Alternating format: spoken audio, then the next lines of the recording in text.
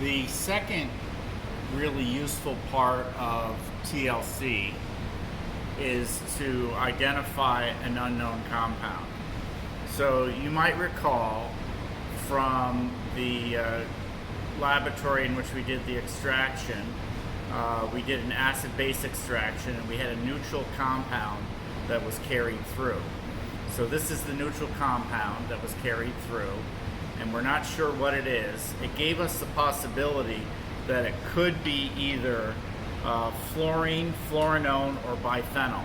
But we're going to use TLC to compare the elution of this compound with the elution of three known compounds.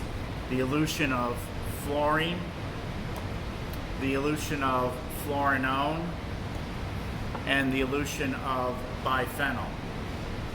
So the first step is to prepare a TLC plate with the unknown fluorine, fluorinone, and biphenyl.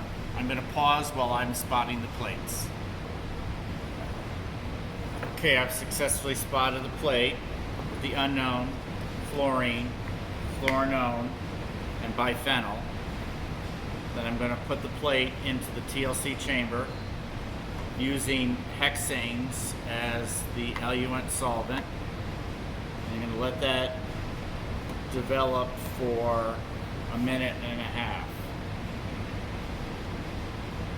Excuse me, I'm going to let that develop for 2.5 minutes. Okay, I've let the plate develop for 2.5 minutes. I'm going to pull it out of the developing chamber and mark the solvent front. I pulled it out of the developing chamber, I've marked the solvent front, wave it in the air for a little bit, and you might be able to guess that the unknown and fluorinone have the same yellow color, and they seem to be moving to the same amount on the TLC plate. Let me go visualize this using the shortwave ultraviolet light, and I'll show you what that visualization looks like in a sec. Okay, so I developed the plate in hexanes that I took to the UV vis chamber, and in the UV vis chamber I circled the spots corresponding to how they were highlighted in the fluorescent light.